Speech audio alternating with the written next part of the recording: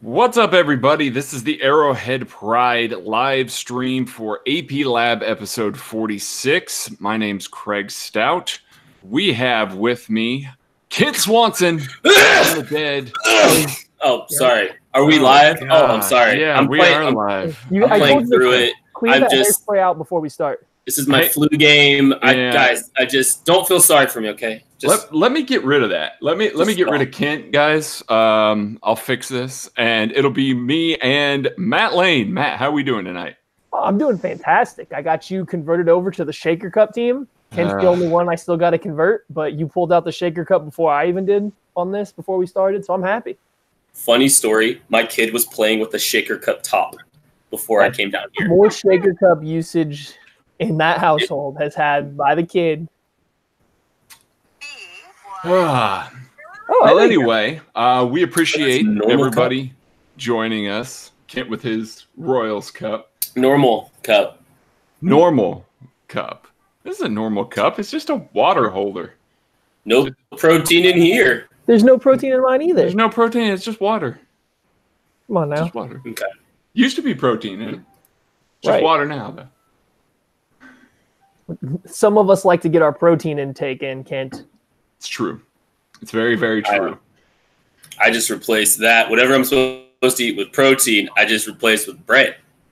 It's great. Oh my God. It's working wonderfully. Maybe some extra rice.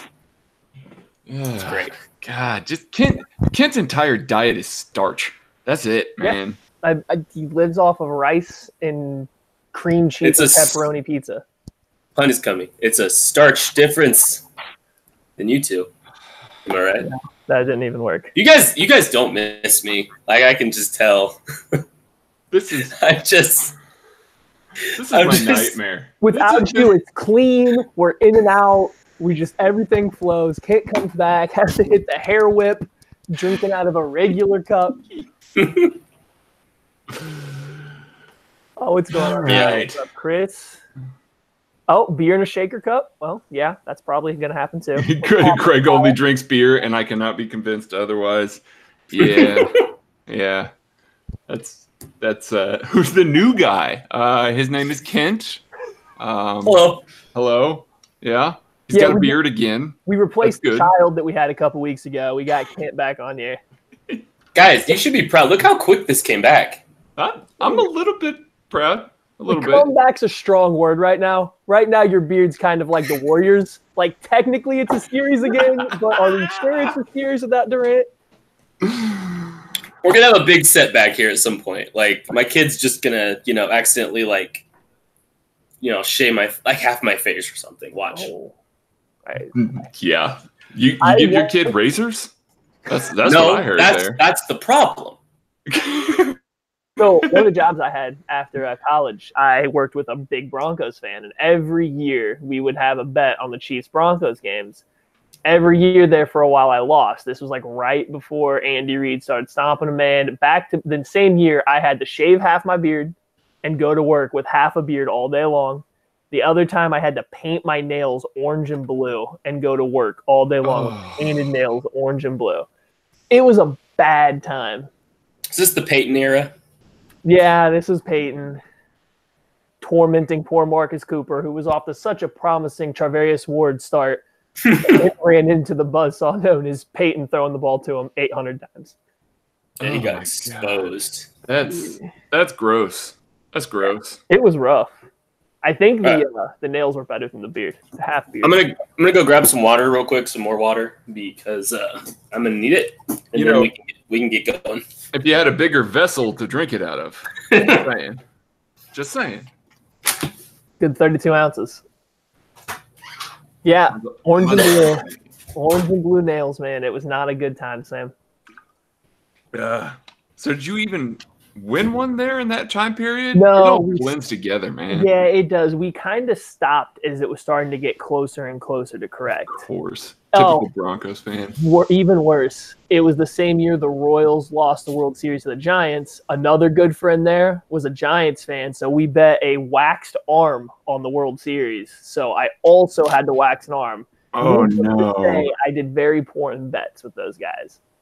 We got a shout out to Matt for killing Kendall Henderson's mentions earlier. Good work, Maddie. I don't know what that's about, but I don't recall. Did you get into an argument today, Matthew? I may have been in a slight debate over Chris Jones, and apparently I wrecked someone's mentions. Oh, that's Kenny with the Coke. Kenny, okay, What's I got up, Kenny. You're welcome for the mentions issue, my man. You know, sometimes it just happens. Sometimes I want to feel less aggressive and not quote tweet somebody and make it, so direct. So I'll do it as a response. But, this is the downside. I guess I got to be more aggressive. Quote tweet everybody. Oh, man. That's exactly what we need. More hatred on the timeline. I don't have enough of that. I catch a fair amount these days. Try to say Anthony Hitchens is the will, or Chris Jones may not be extended before the season starts. You asking for it? Hello, are you good, buddy? Are you back? I'm ready to go. Oh, I was looking for the shaker cup. So I was gonna, be a conformist, but couldn't find it. Okay. So, well, I think we'll just. You guys ready to get going? I'm ready whenever you guys are. All right. Let's do this. You Ready? gonna count down? I don't know how this works with you. I got it. 3, 2, 1. What's up, everybody? Thanks for joining us today. My name is Ken Swanson. I'm a lead film and draft analyst for Arrowhead Pride. You may not know me because I haven't been on for a while. I was suffering a cold last week, and it feels like forever since I've been on here. But I'm back to ruin Matt and Craig's good vibes that they got going on. Speaking of Matt and Craig, I'm on with them right now. Maddie Lane, how are you doing, my man? I'm doing fantastic. It is nice to have the full crew back. We just feel whole now. We were missing like a punching bag. It was just gone. And we just had to spar with each other, and throwing haymakers back and forth can only go so long. No, it's nice to have you back, Kent. Now we don't have to play. We don't have to be the lead guy. Yeah, I'm ecstatic not to be the lead guy anymore. I hate running this thing. Like you can have. I thought you guys did great personally. Nah, man. You can. I thought you. It felt like I was rendered useless the last. This month you guys have just went in and had no problems whatsoever. Like I don't know what I'm good for. You are good. You're very for funny. setting up the conversation and filling in gaps, and then trying to get Maddie to stop. Although you have taken the lead as the longer speaker. I'm getting there. Every now and then, I got to stand on my soapbox for a few minutes, and I've been getting mine in. But we're gonna go ahead and start this week off with a mailbag. We've got 2 episodes again this week. We got plenty to talk about later in the week, and we will be breaking down episode 2 of the franchise. It actually does come out this week, not last week, despite minor confusion. So I think I probably need to take some ownership of that because yeah. I went on the TV guide and I thought that it was episode 2.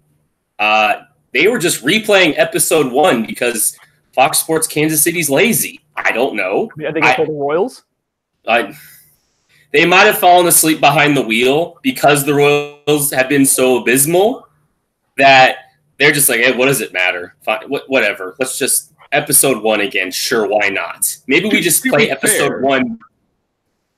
Matt and I never checked it. We just took your word entirely as gold and just went on with it. And then it was 2 days later that we discovered that? Yeah, I was looking it up to make sure to find out when it happened, and lo and behold, it's every other week. I'm not blaming it on the disease that I had, whatever that was. It was the cold talking.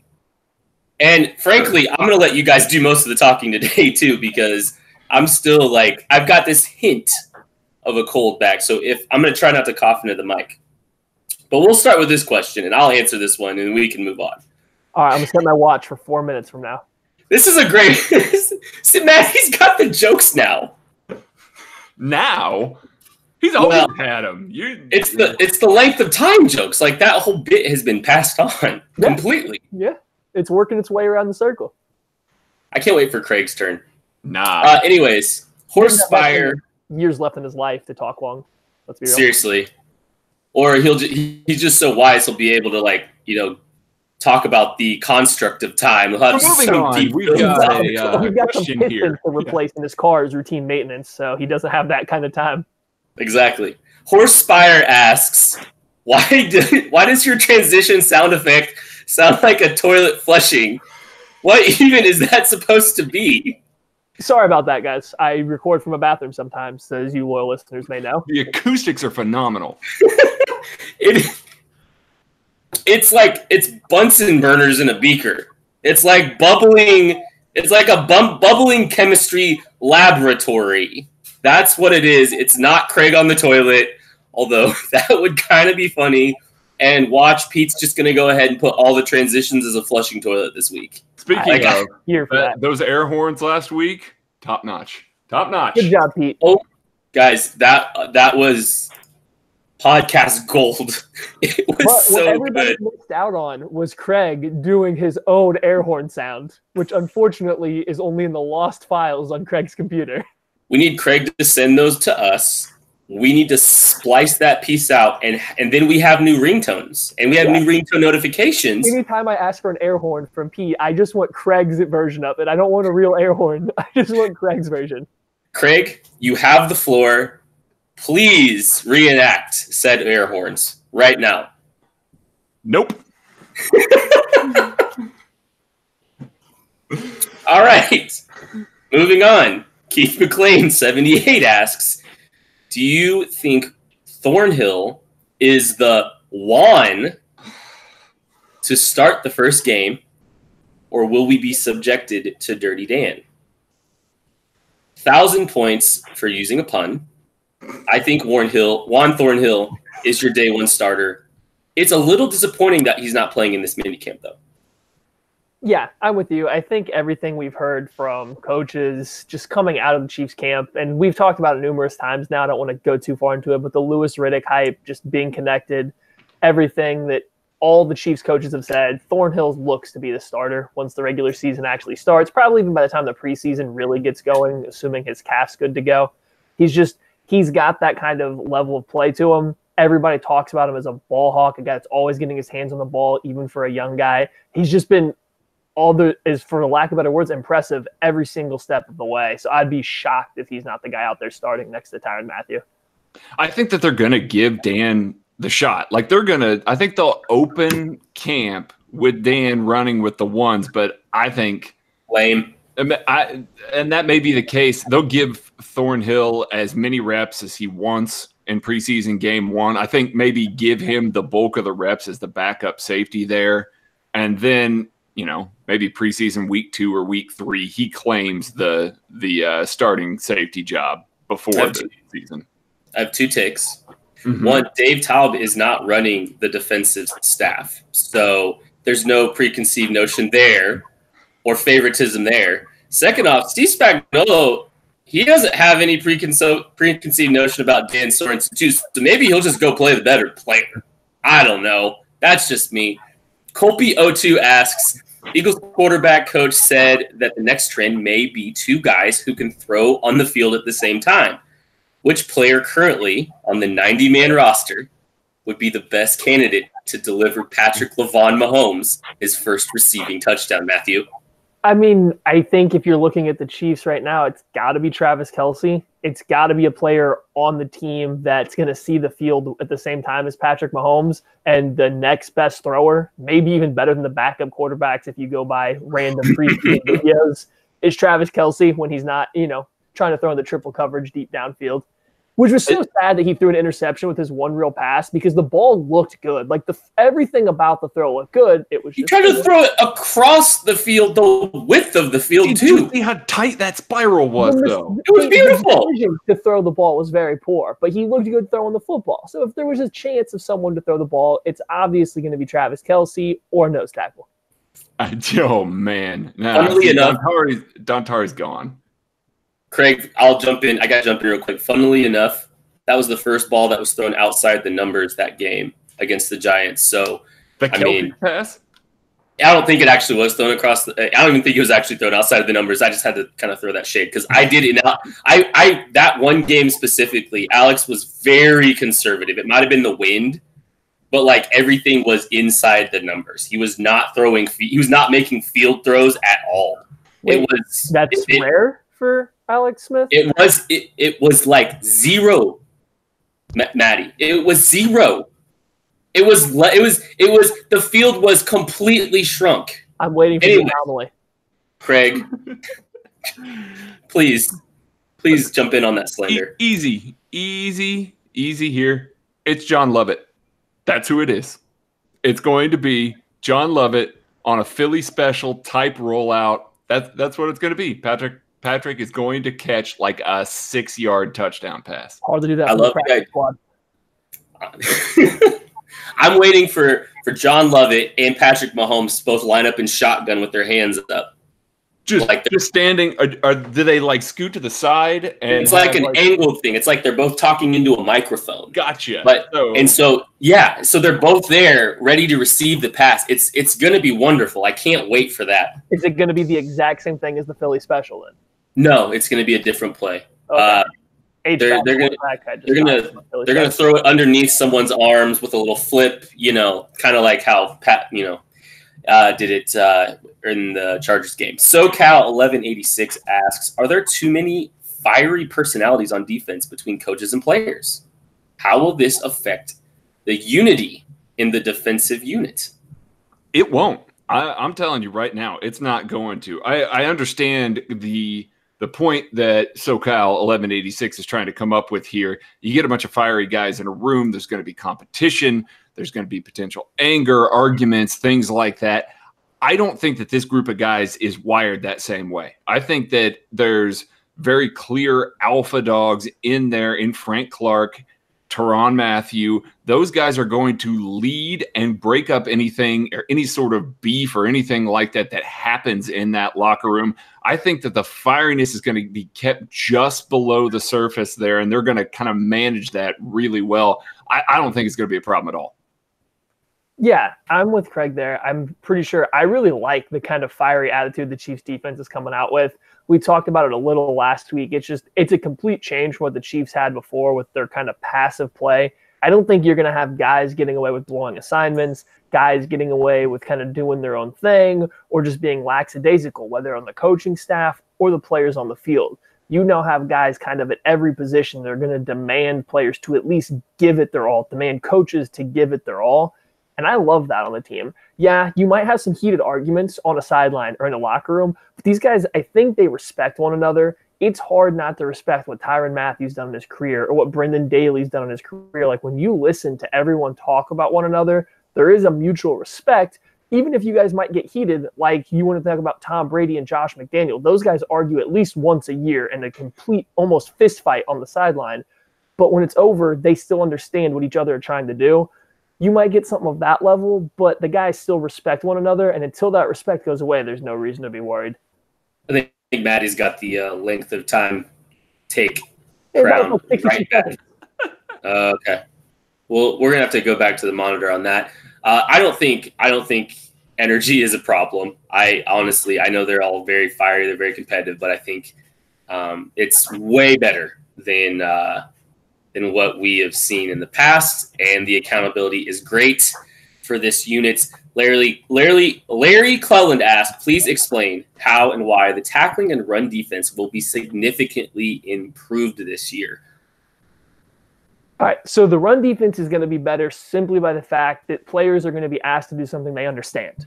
I think you kind of gathered it all from Anthony Hitchens' presser here recently. He was a little confused last year, and not because he didn't understand football, but he was being asked to do a lot of different stuff. He was being asked to read multiple different things in one play.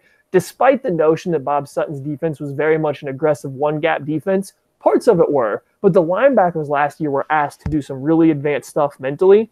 So this year, you're already looking at a more aggressive, not less thinking, but a slightly more simplified role on a play-by-play basis. So you're already going to get guys playing faster. You're going to get defensive linemen playing quicker up the field. You're going to get linebackers running through gaps they already know based on what they're seeing the offense do rather than what's happening during the play. Just simplified play, more aggressive defense in nature. And I don't think this coaching staff's going to let them get run over for an entire half. I think it's not at all. No, that's not going to happen. They're going to be so far up those guys' asses that it's going to be silly. Not only to add to Matt's point there, because he's absolutely right on all the linebacker stuff. Defensive ends are going to be great against the run as well. I think the defensive line as a whole is going to be more gap disciplined, which will just help the linebackers up front. I think they're going to set good edges. I just think that this is overall a more improved scheme against the run. They're just going to be better because they're going to do the little things right. Whereas in the past couple of years, Bob Sutton and Britt Reed and Gary Gibbs and Mark DeLeon, they kind of let the little things go and just kind of went, oh, those guys will pick them up eventually, and they never did. And so that's what you saw when you saw the Chiefs run defense over the past couple of years. And we'll probably talk about Anthony Hitchens' comments a little bit more this week because they were very interesting. I listened to them on my way home today. Wow. If you pay enough attention, there is a lot there. Craig, did I see you wrote an article about that? I did. Hitchens dropped such bombs in his presser today on Bob Sutton that I wrote an article. Yeah. Take note that while Craig was ignoring the U.S. women's soccer, Maddie was watching it so Craig could write a football article. Wow. Role reversal. Everyone mark this day down. Air faded asks. Yeah. How good of a chance does Gary Johnson have to make the team? And could he be a big-time special teams contributor? I think that's where he's going to make the team. If he does make the team, it's going to be on special teams. I think he's got a shot. He's certainly fast enough. They need to hook him up with a little better processing. Again, like Matt just talked about with his linebacker, with these linebackers, they're simplifying things a little bit. It's going to be more of a one-gap scheme. I think that he's got a shot to be out there, but it's going to be a backup role. He's not going to really rotate in. They got enough guys at the will right now. I think he's got to compete with the Mike, and that doesn't really suit him from a body type or responsibility type. So I do think that if he makes the team, it will be solely a special teams this year. I mean, I'm going 50% because I think it's him versus Ben Neiman for this final spot. And I understand while Ben Neiman had some quality tape in the preseason, later in the games as a actual linebacker, the position is going to be for special teams. These guys are competing as special team reps. And Ben Neiman was a very good special teams player last year. But Gary Johnson's athleticism and being a quality special teams player in college himself, I think that's the competition, is that special teams linebacker. And I'm going to say 50% just because that speed, you can't coach that speed. And if you get him to work on special teams, that makes a huge difference.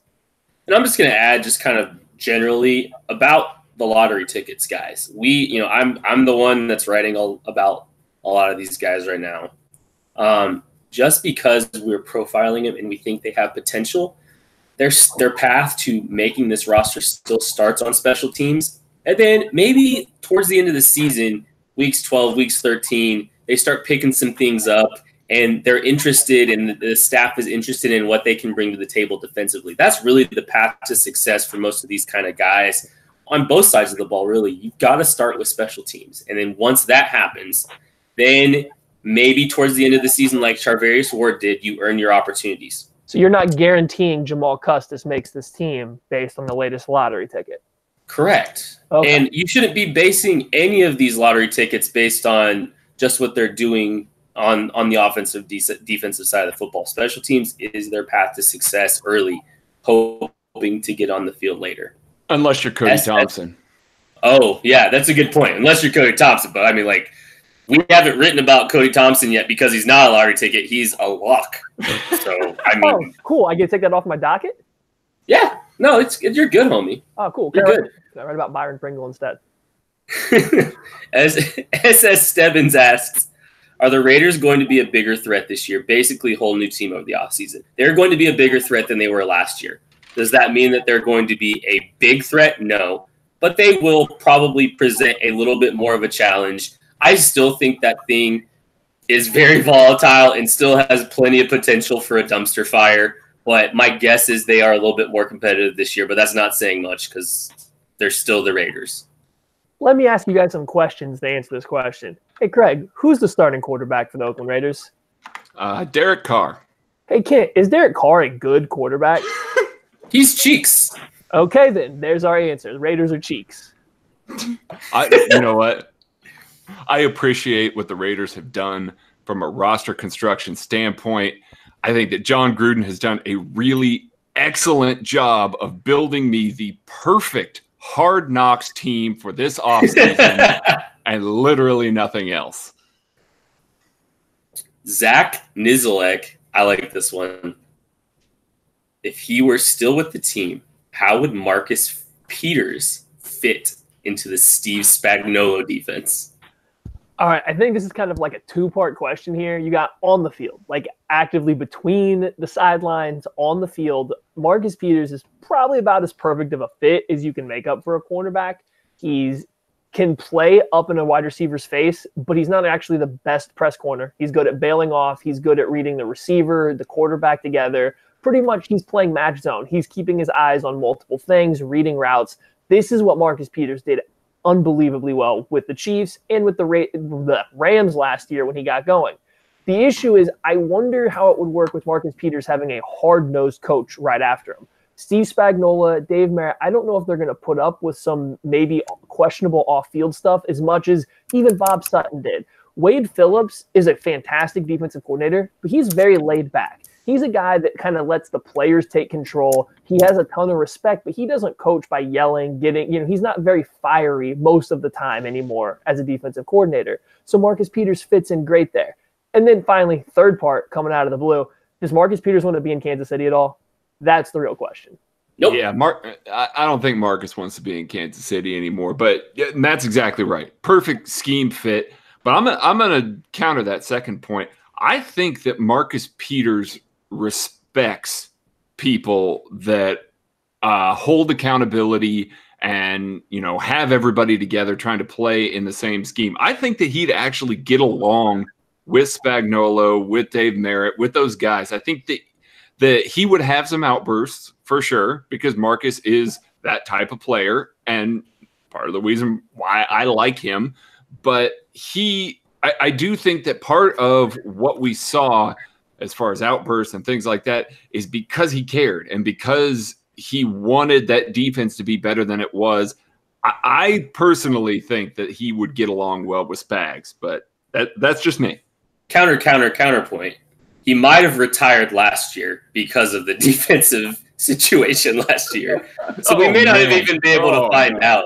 Yeah. He might have just retired or taken his socks and shoes off and walked off the field permanently in I don't know, week 11. I mean, that's what I wanted to do in week 11. That's what I did do in week 11.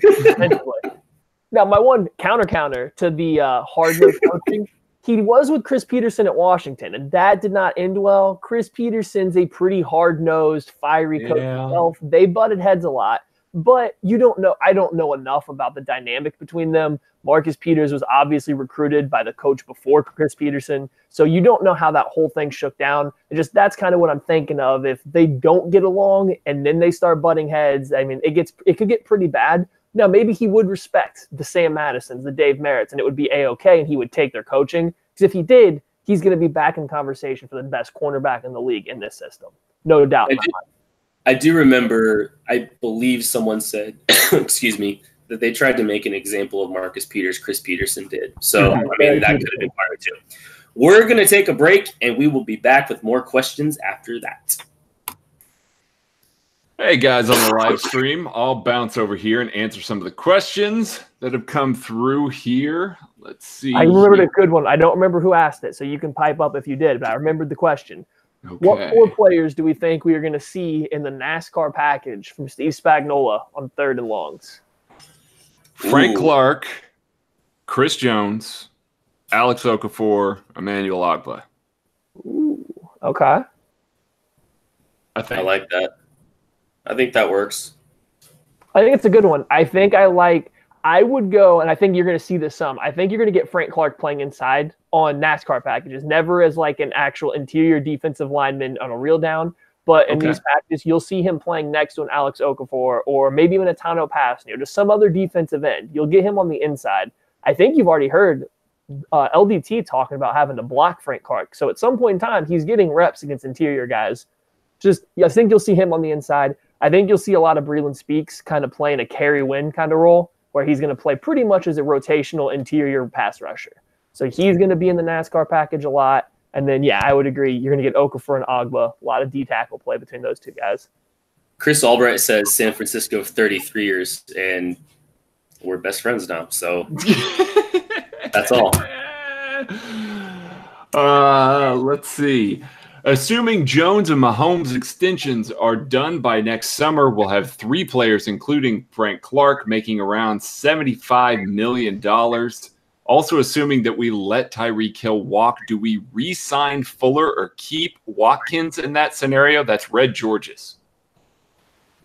I think go, Maddie. Sorry. If you're keeping Watkins, you're extending him. You're restructuring that deal. Mm-hmm. You're not letting him play for that cap hit on the final year of his deal. And I believe it's $21 million. Yeah, I believe it's in the 20s. So they're not going to touch that unless they're going to keep him longer, and he's still not going to get like that 21, just boom, all like that. Kendall Fuller's an interesting one. I think with the big year, he could definitely come back, but they haven't made any headway in trying to bring him back right now. So there's some kind of hesitation between one of the two sides. So I would lean more towards Watkins because I think it's going to be hard to sign Tyreek Hill long term right now. I'll just add on Fuller. I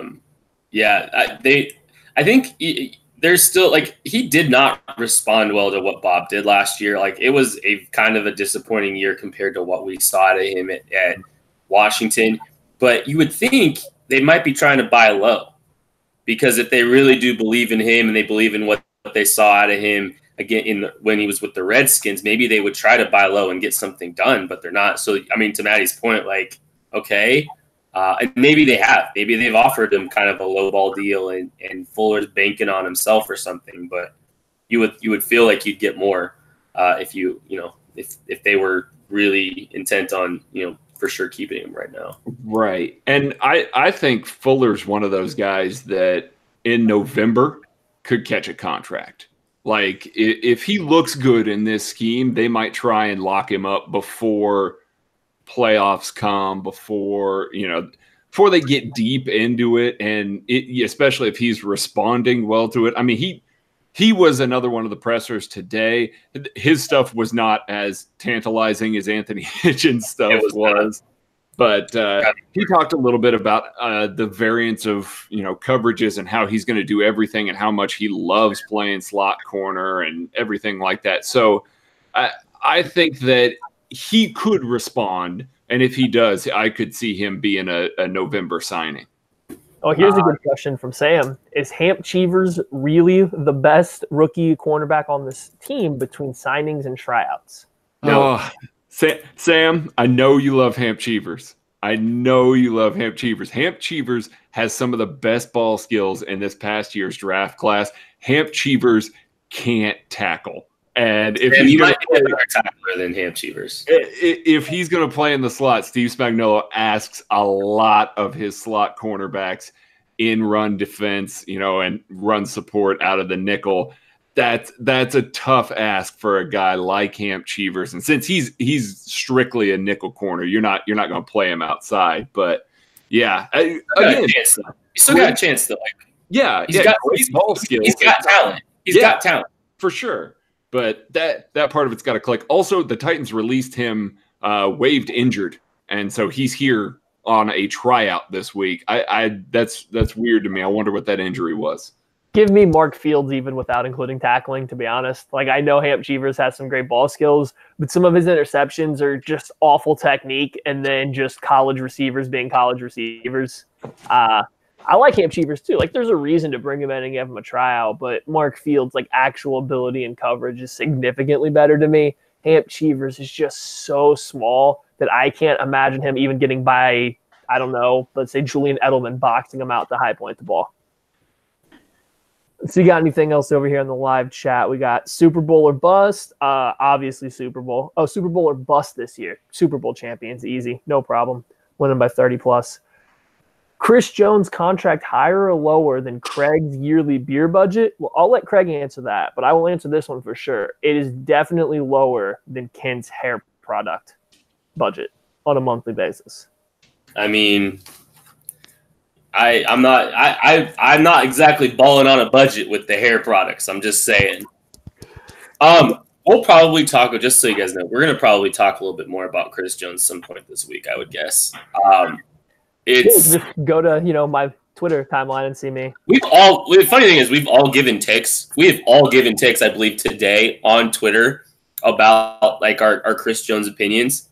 I do, and I'll keep it at this, and I think a lot of our opinions kind of align together. I wonder, I really do think that this is a completely new world that Chris Jones is entering into. This is Britt Reed was a walking case of nepotism, guys. The dude is now a assistant linebacker coach for a reason. He was trying to hold a group of 300-pound men accountable last year. It didn't seem like he did it. So now we've got a coaching staff in here that Brendan Daly doesn't mess around. This dude is no joke. You can tell by watching clips on Twitter.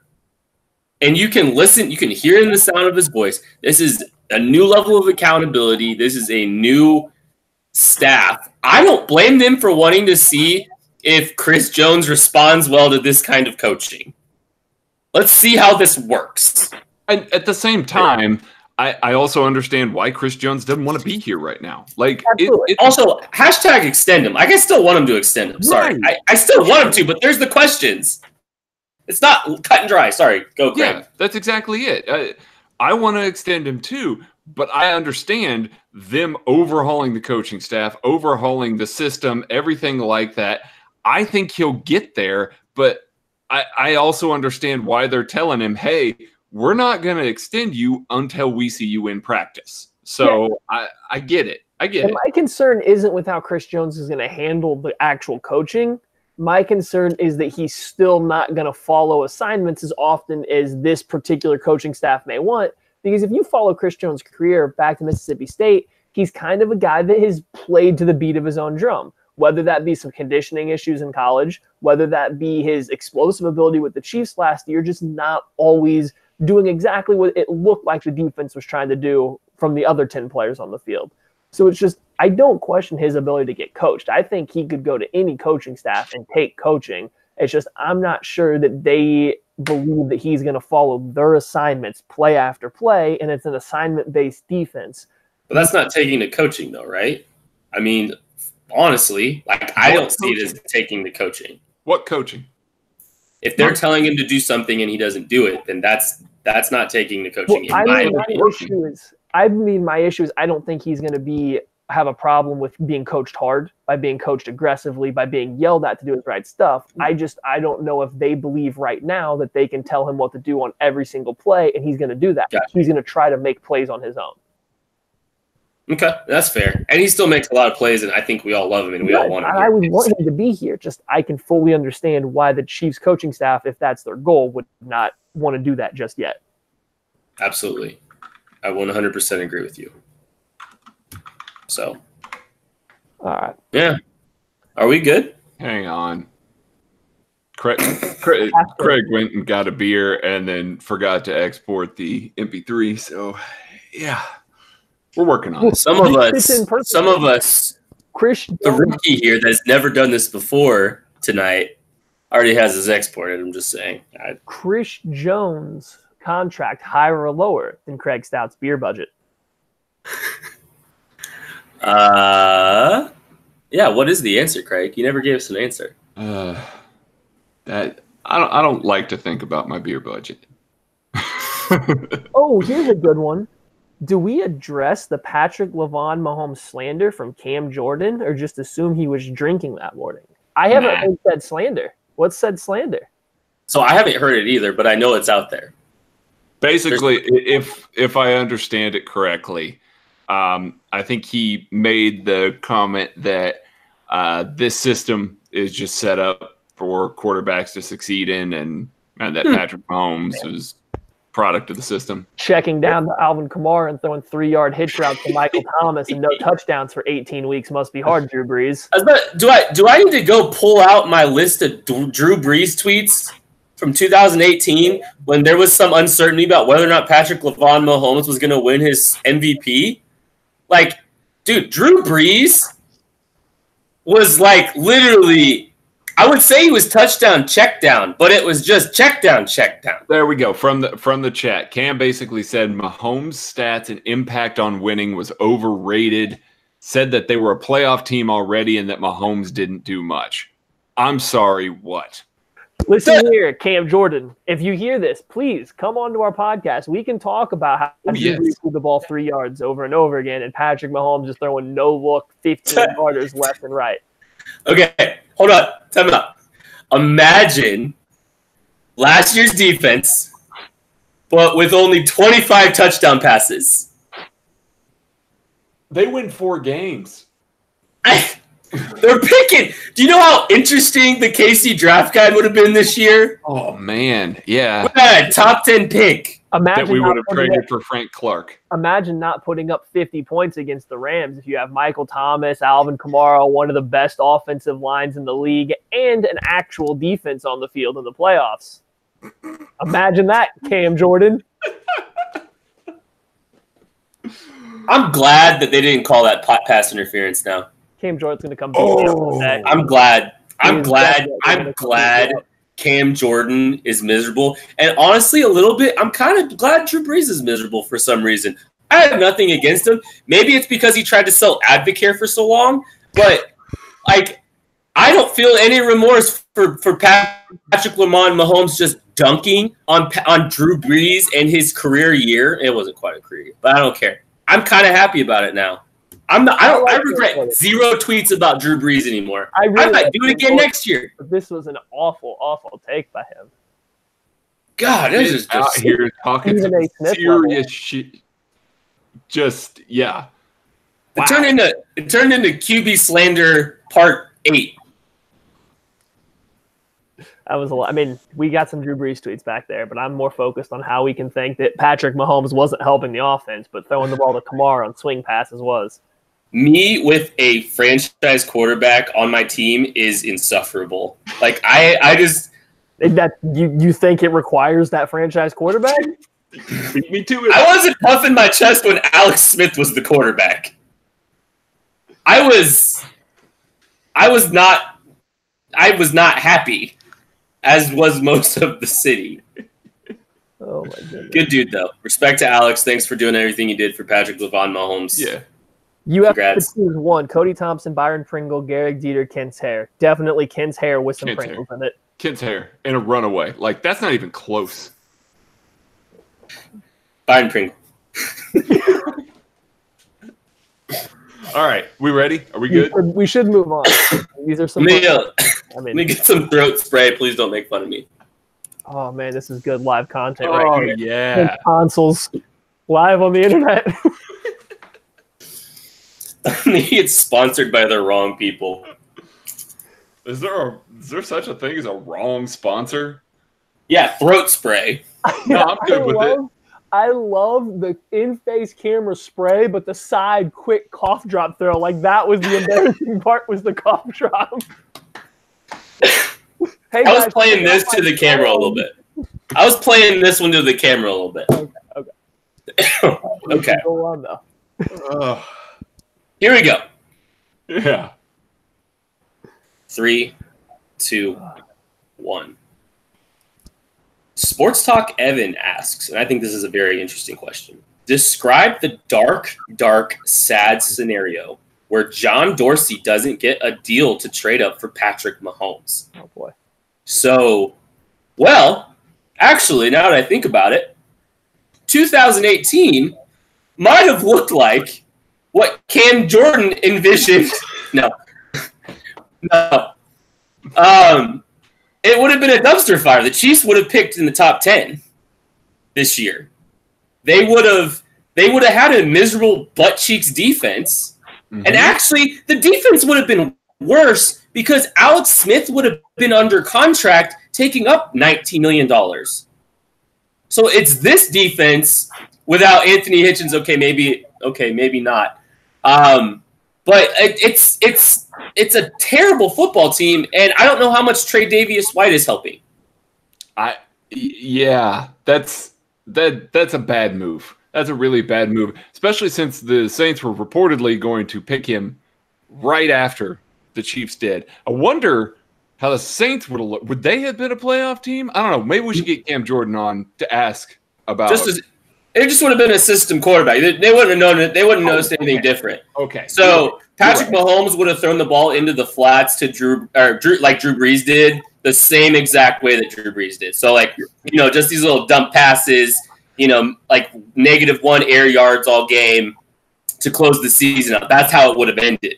You're right. You're right. A top 3 quarterback season of all time, system quarterback. That's right. The time has come for me to stand on the hill and defend Alex Smith-led Kansas City Chiefs as they rolled into the playoffs, even without Patrick Mahomes as the starting quarterback last year.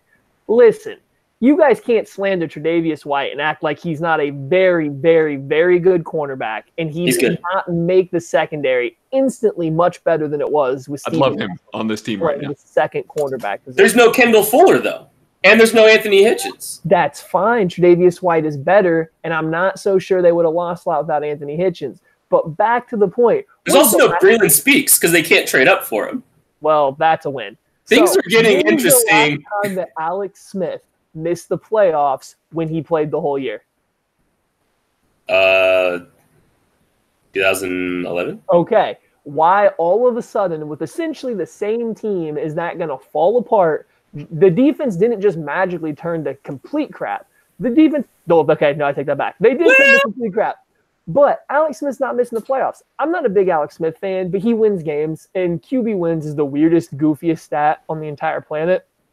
The guy wins. He's going to do enough. I mean, who are we going to not make the playoffs over? The Houston Texans with their patchwork offensive line, Indianapolis Colts. I mean, the Chiefs were making the playoffs with Alex Smith and the team last year no matter what. They have no chance to win the Super Bowl, but they're making the playoffs like they did every other year he's been here. I have a counterpoint to this. Oh, go. And it's 2 words, 1 name, Ron Parker. Ugh. Ron Parker is still on this team. He made the playoffs with Ron Parker multiple times. They benched Ron Parker. Yeah, when Ron Parker was better. Are we sure a Kendall Fuller list? Because guess what? Eric Berry's getting paid a lot of money to not play that year as well. Things are this. We would be really. I don't know if we'd have a podcast. Look, it'd be so miserable. Okay, I'm not going to sit here and defend Alex Smith much more than this. This isn't even an Alex comment. Throw into Travis Kelce, Tyreek Hill, Sammy Watkins with the combination of Kareem Hunt, Damian Williams, and that offensive line is making the playoffs from the AFC West last year. Guys, you know what the truth is? They probably draft Nathan Peterman in the 3rd. They're not making the playoffs with Nathan Peterman. No, they're not. They probably are drafting Nathan Peterman in the 3rd. That's what happens. That is what happens. That's the bad karma. Okay, we probably need to keep going. Bad place. We need to get out of here. Yeah, we went somewhere weird. I don't like it. Real bad. I don't like it. Nate CH479 asks, what are the differences in how Steve Spagnolo does cover 3 match compared to Bob Sutton? All right, so Steve Spagnolo definitely runs some match cover 3. It's in his repertoire, but it's not – I don't think it's very close to his highest run coverage. From what I've seen, he still prefers much more quarters-based coverages, especially when he's matching in zone. There is going to be some match cover 3 stuff. It's going to be very similar to Nick Saban's, just like Bob Sutton's was very similar to Nick Saban's, because that's kind of the godfather of the cover 3 match thing going on in the NFL right now. You're getting a safety that's spinning down towards the line of scrimmage to play in the robber role. You got 2 guys on the outside that are playing with specific leverage, depending on the alignment, the splits of the wide receivers, so on and so forth. Then you have your deep safety. A lot of the rules are going to be very similar. I will say that I don't think Steve Spagnuolo's repertoire in terms of the types of alerts that he has in his cover 3 are as deep as somebody like Nick Saban's, but it's definitely deeper than what you're going to see from Bob Sutton, who ran the most vanilla cover 3 match you could come up with. It did the same thing over and over again, and every single time Steven Nelson was still lost on an island. Yeah, if you want to see what Bob's cover 3 match looks like, I wrote an article. That's it. Unfortunately, that's it. We didn't see variants of it. That was it. So, yeah, Spagnolo has a lot more little intricacies, tweaks, things like that. So, Matt's exactly right. They all still stem from Saban.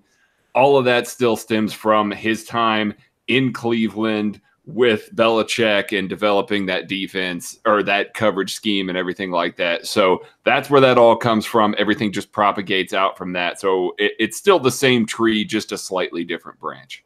I got like nothing major to add. I will just add this note.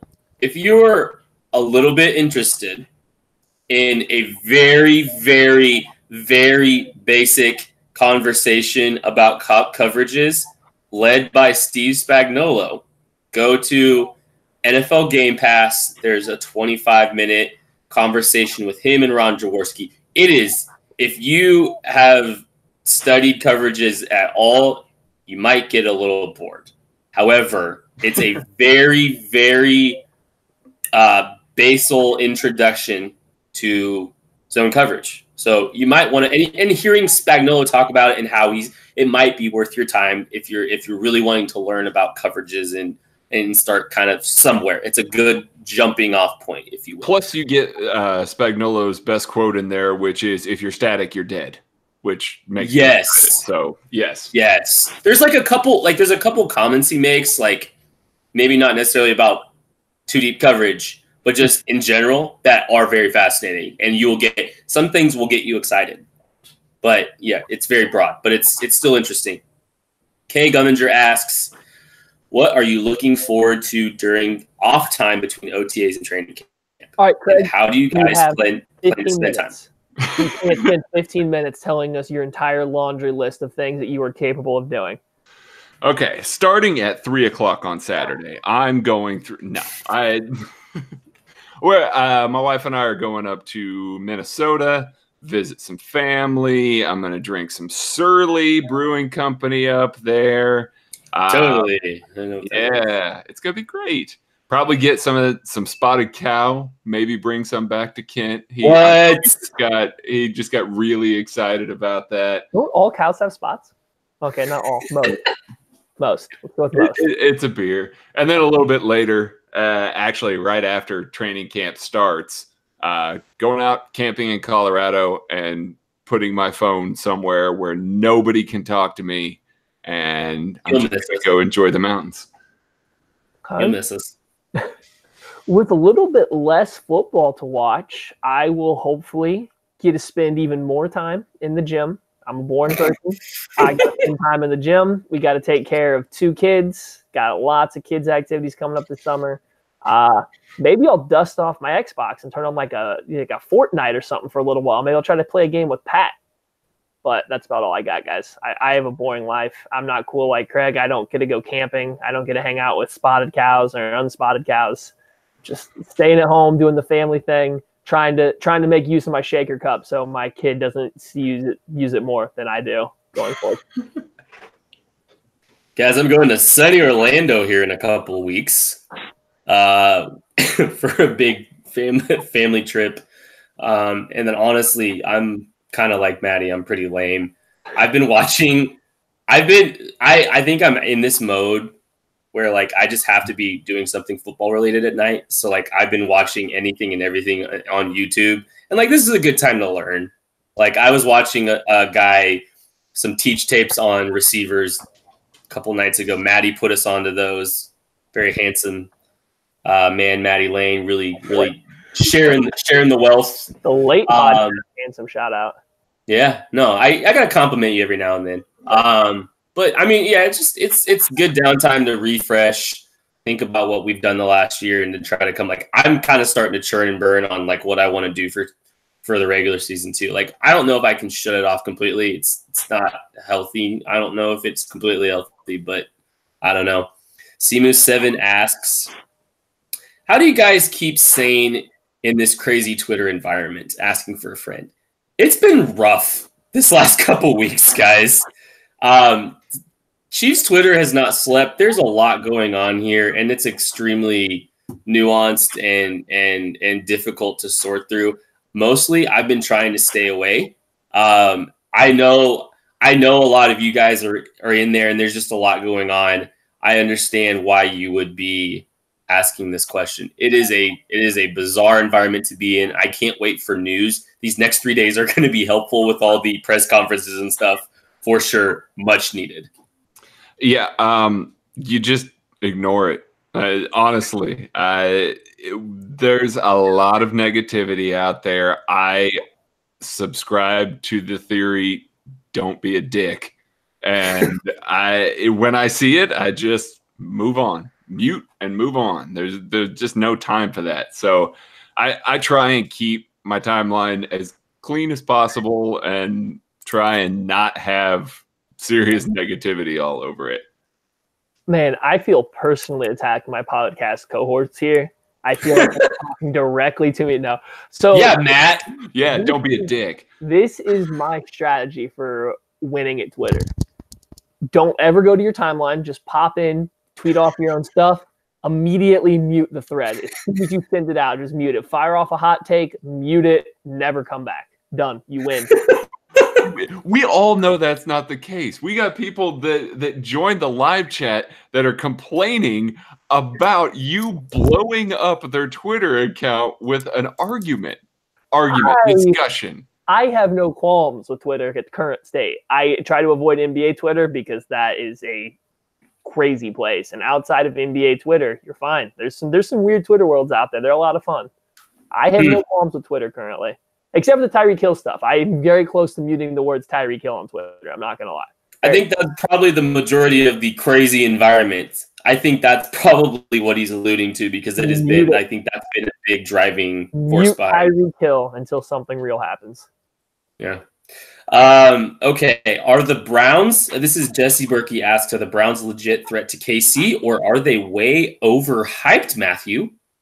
I think the Browns have the ability to be a real contender for the Chiefs.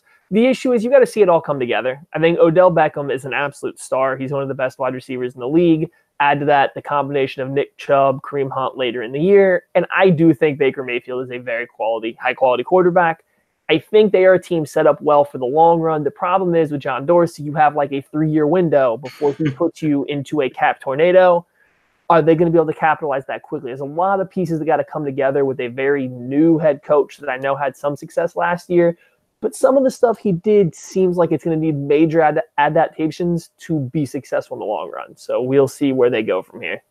Yeah, talent-wise, they're definitely a legit threat. Like I like a lot of what the Browns did, but yeah, that's a lot of egos in a room with a young head coach that is going to have to do something different than he did last year. I don't know. We'll see. If Baker Mayfield can lead that group, which, I mean, again, I think he can. He's one of the few guys that I think could have gone into Cleveland and reined that in a little bit. So I think he can. If he can keep everybody's heads on straight there in that locker room, they're a threat. This is John Dorsey special. They always have the talent. Mm-hmm. They always have the talent. But then they also have to release their starting left tackle for being a terrible, unreliable teammate. It's already starting. They're already taking their swings and misses. John Dorsey's writing blank checks. It's Andy Reid could control the chaos to an extent, and then things started falling apart at the end because they kept taking swings, and some of the swings hit and were very good for a season, and some of them weren't. If Freddie Kitchens, a rookie head coach, can go and do and manage a very wildly talented team that has some major characters and some big personalities. If they can piece it all together, more power to them. But this is John Dorsey to a T. Let's see how the experiment works again. Anyways, moving on. What's the longest, Brandon 422, the longest contract you think the Chiefs and Mahomes would sign next year? Is 10 years unheard of? Yes, 10 years is unheard of, partially because of the collective bargaining agreement. That's got to play into the situation with their contract negotiations. I'm sure Mahomes doesn't want to sign for 10 years. I'm sure he wants to sign for 4 or 5 years and then come back around in a new environment where the contracts have only gone up and benefit from that again. Mahomes will sign the biggest quarterback deal in the history of the National Football League, and then a year later it might not be. It might look like an okay deal. That's just how this works. He's not going to sign for 10 years. It'll probably be 4 or 5 years.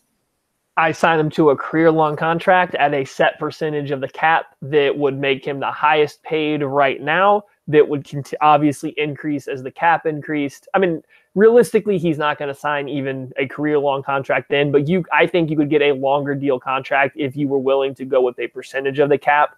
Eventually, a team's going to overbid that, and he might want to make more than that at some point in time, but that way his contract, his money he's making still rises every year as the cap does. But Maddie, don't you think that the contract percentage will only rise too? Like, I think it's the same principles, even if you're doing a percentage. I think he gets 19%. The next year, someone's going to get 19.2 or 19.5. But the Cowboys aren't going to pay Dak Prescott a percentage of the cap because he's not as good as Patrick Mahomes. I mean, you're going to have to come to a quarterback that is not only young enough to get a long-term percentage of the cap contract, you have to have one that has the same kind of superstar outlook that Patrick Mahomes.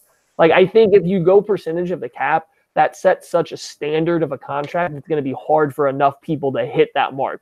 Kind of like with what Kirk Cousins just did. The Vikings thought he was worth all this guaranteed money. Not every single quarterback's going to get full guaranteed money going forward just because they're coming on later than him. You have to have a team that's going to believe in the player enough to give them that contract. Well, with all this joking around, I'm going to bomb in here and say 15 years, $44 million a year. Let's go right now. Oh, lowballed. That's a deal. That's a steal of a deal, if you ask me, honestly.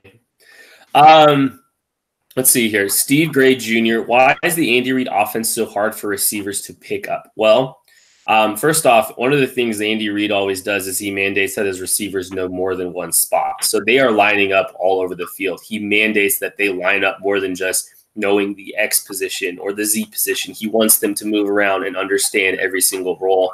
There is a lot of verbiage. It's a very verbiage-heavy offense. There are a lot of route adjustments that they're making, they're running a pretty open book too, with a variety of routes too. Like, he just puts a lot of pressure, not just on the receivers, but on the offense as a whole. It manifests itself a lot with the receivers. And, there's a lot there that a lot of gigabytes they have to have. Yes. Simply put, yes, that is exactly why. It's a very thick playbook. And then Andy Reid does ask wide receivers to know multiple, if not every position, which is kind of weird because he's starting to trend a little bit more towards having receivers play a primary position. They have the ability to move around, but for the most part, where the Chiefs wide receivers are going to line up on most plays, where they're going to play. And when they are in different positions, you have a certain select few routes that they're most likely to run. So he's getting not more predictable, but he's just putting guys in better situations to align with what they do well. But he still asks receivers to know everything. And again, it's an Andy Reid playbook. The thing is thick. Yeah. Yeah. They covered it, pretty much covered it all. Do we want to take a couple from the chat before we get out of here, guys? Sure. Yeah, let's get we got a really good one in here from Chris Albright. If you could be a fly on the wall with the ability not to be swatted, what personnel room would you like to be spying on?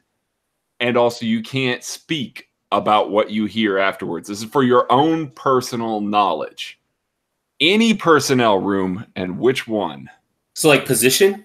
Yeah, or I assume so, yes. Or like Brett Veach's? I'm going Brett Veach and the scouts, because I just want to know who they're looking at heavily, or just what they're looking for in terms of the draft. I don't have to share it with you guys. I can just start telling you the kind of players that fit what I heard. I think I just want to listen to, because Andy Reid spends a lot of time with, Kafka and Pat Mahomes. I would just love to listen to that, and you're going to pick up a lot of different other stuff from just listening to that room specifically. So like, yeah, there's no doubt. I wonder what Craig's going to pick. Pick a good one. Let's see. Quarterback room. I just want to hear Patrick Mahomes talk all the time. Well, I thought you were going to go with the fullback room. Fullback room. That's a better one. Is it just Anthony Sherman sitting in a room by himself? Without any coaches? No coaches. No coaches. Just Dylan's with the running backs. No film on, anything like that. It's just him solo in the dark, quiet. Lovett might wander into that room accidentally, and that could be weird. Wait, wouldn't Anthony Sherman just be in the tight ends room? Oh. He is tight end too. Maybe he's got 1 foot in each. Any more, Craig? We've got Mark Hartley. Do you think Andy Reid will try and tame down Mahomes with play calling for game management for the defense to rest? Or do you think he's going to keep the throttle down? I think it's throttle down the entire time. Andy Reid needs to keep the throttle down. I mean, he may go a little conservative towards the end of the games if they're up, like it naturally happens. But yeah, no, they're going to try and put as many points on the board as possible. I wish Andy Reid had that mentality. I just have never seen it from him. He always dials it. But now, I don't think from the beginning of the game, he's not going to be dialing. Yeah, when he goes up like 3 scores, yeah. Yeah, but as soon as he gets, and it doesn't even have to be a great lead, as soon as he thinks the game's in the bag, Andy Reid pulls that ripcord so fast, and it drives me crazy as a fan to see a team climb back in and you kind of lose this just complete and utter domination of a football team. I know momentum doesn't really exist according to some football players. It's just all about confidence, and it definitely doesn't carry from week to week according to them. But there's just something about the way a team sounds or looks when they dominate a team rather than let a team crawl back into the game late in the fourth quarter. I will also say, like, I think Pat a little bit organically will still make plays even when Andy's sitting on the football. So, like, I think he kind of pulls a little bit more productivity out of, those halves where he's not trying to show too much more. He's still, just because Pat's so good that's kind of one of the things, like, he'll still make some plays, even if it's kind of, sitting on the football a little bit. So what are you talking about? Cam Jordan said he's a system quarterback. He definitely isn't making something happen when Andy Reid's not systeming him. Oh, that's a good point. I forgot. And you know what? Credit to Andy Reid for coming up with plays where Patrick Mahomes doesn't look at his receivers. I mean, that's a brilliant design. Andy threw 50 touchdowns, clearly. Mentally threw 50. Yeah. How about that play where Andy Reid told Demarcus Robinson to run the wrong route and go vertical? And then Patrick Mahomes made a throw on the run 50 yards in the air for an 89-yard touchdown. Brilliant design. Brilliant. Just brilliant. Okay, we got a good one to go out on here. Red Georges, which is higher, the 2019 Royals win total? They are currently, as of this recording, whatever the other answer is higher. They are 20-45, or Mahomes 2019 touchdown total. Oh my God, this question's amazing. God, this is such a good question. Wow, Kent is really hyped right now. I'm going to go Mahomes touchdowns and give him the floor. It's Royals wins, but it's close, and the fact that it's close is amazing. The Royals are going to win 56 games because in September, when all the other teams are, giving up on life, the Royals are going to come in like they did last September. Why haven't they given up? They have grit. We don't. The Royals, they scout on gut. I forgot about that. My bad. Grit. Chris Getz is in the organization. You guys don't even know who Chris Getz is. But this is a very poor baseball player for them. They play hard through the whistle in September, and then they win 20 games, and we get excited. Wait! There's a whistle. No, it's just a phrase. It's just a phrase. Shut up. It's Pat. Pat's gonna throw 60. You got me started on the Royals. That's not fair. That's gonna do it for this week's episode. We will catch you later in the week. Actually.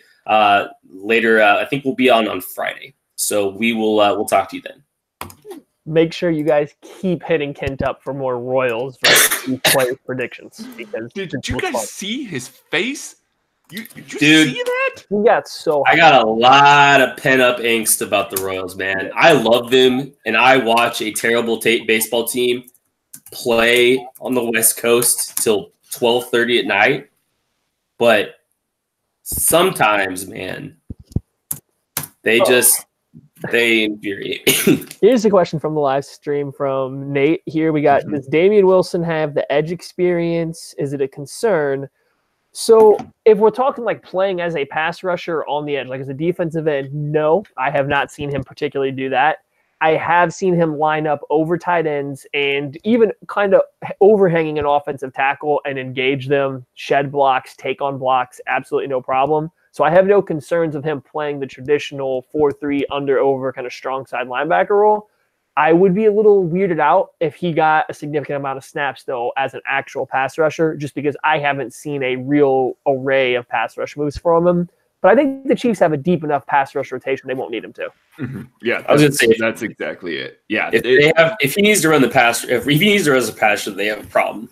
And when Spagnolo used Kennard in that role as an edge player, it was because of injury. Like they were just so thin on the outside there that it was very sporadic that they used him there, and it was usually because of injury.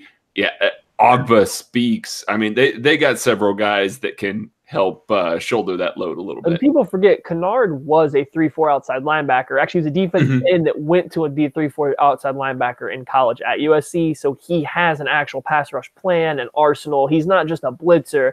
I'd say Damian Wilson is more of a blitzer. So I know we want to put them in the exact same role. I just think the Chiefs' rush plan, the guys they have that can rush are just a little bit better. Worst case scenario, Jerry Atauchu makes the team just for these 5 plays a game where he rushes as like the 17th defensive end.